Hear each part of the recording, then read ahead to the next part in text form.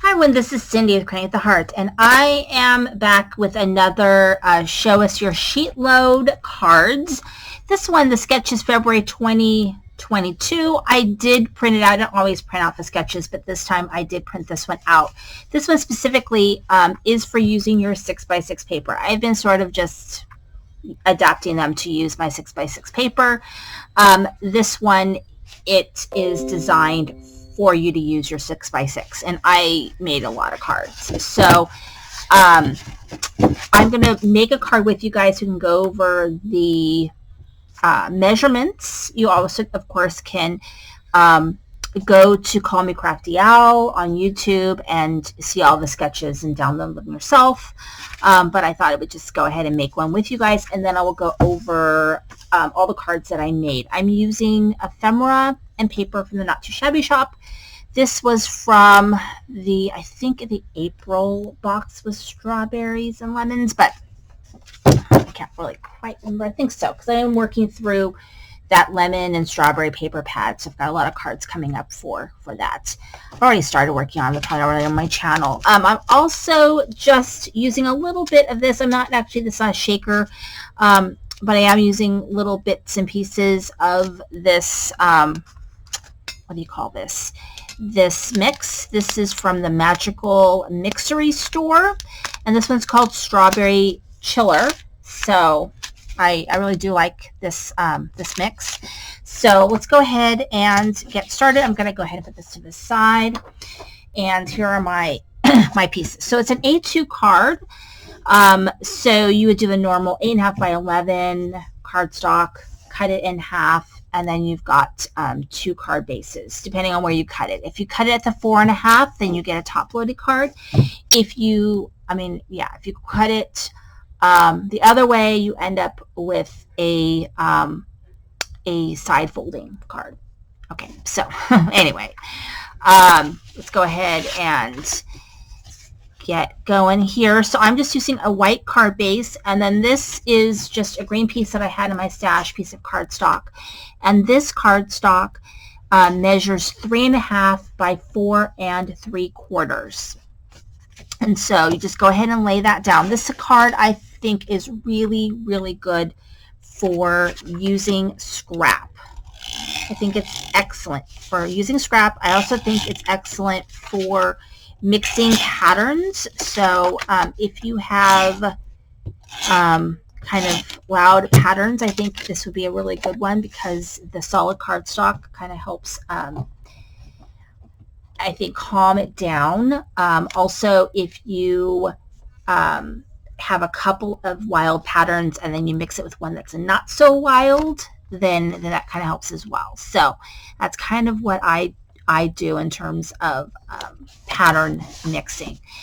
And then there are 3 pieces of patterned paper, and the patterned paper measures 1 by 4.5, and you need 3 of them, and this is where the scraps come into play. So if you are like me and maybe you use your 6x6 paper and you cut it down to fit the card front, maybe it's 4.25 by 5.5, maybe it's 4 by 5.25, then you could be left with some strips. So what to do with those strips? So this card is really, really good for that. So you could adapt the sizing to fit your little strips if needed. But this is what I mean by if you have 2 sort of wild patterns, then you could also, this is a pattern as well, but it's maybe a little muted because it's tone on tone.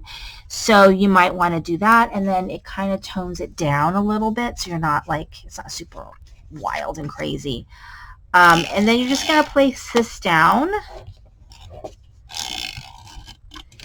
So I'm kind of compiling, maybe it's just in my head, but of things I could do with scrap, because I think eventually at some point I'm going to just go crazy and go hog wild with the scraps and do a bunch of different things with scraps. But I've actually been kind of working through my scraps as I go along, so I'm not hopefully left with lots of scraps, even though I still have a lot, but not as much as I think I could if I didn't work through them. And so we're going to go ahead and place these down.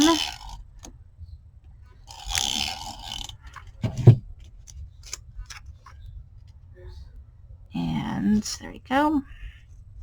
Okay, and then we have this piece. So this piece, you could just stamp your sentiment if you wanted to, or you could do what I did, which is I used a, and you'll see in my samples that I stamped the sentiment most of the time, or you can use a sentiment that is an ephemera piece. So, but this white cardstock piece measures it measures 3.5 by 3/4. So it's a little bit less than an inch, and then it'll fit perfectly right across here. Okay, and then you could stamp your sentiment, or you could do what I did, which in this case I did both. So you'll see my other cards, I did both. So you just place that down there, and then I've got my ephemera. So let's see, I think I want it like this.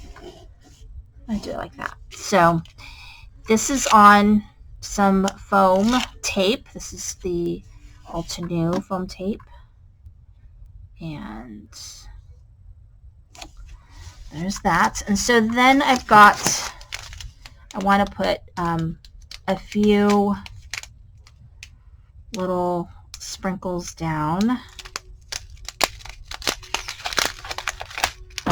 So I'm gonna, okay, so I've got a few there. I've got some glue. This one isn't my favorite things, but I mean, so, and I'm just doing 3. Of course, I'm not using, I never remember to bring my sticky tool with me to this desk, but, and then you just kind of lay down some, and there you go.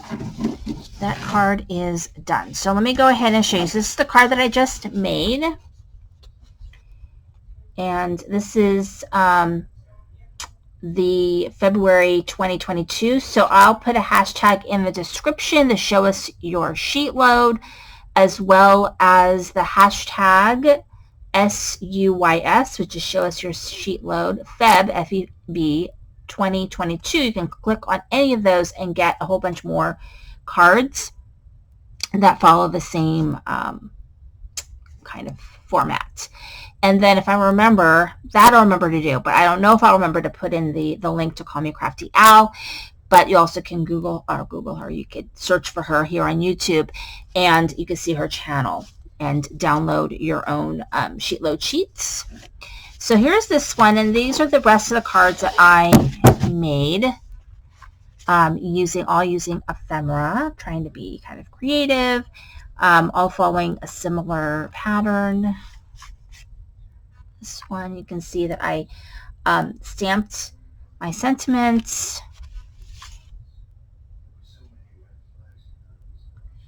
and they all just look so pretty because this all comes together. All of this stuff is made to go together, and it does. But I didn't really know what to do with these sort of larger cluster ephemeras, and this really worked really well for that. I think they came out really, really, really nice. So anyway, thank you so much for watching. This is Cindy, Creating with a Heart.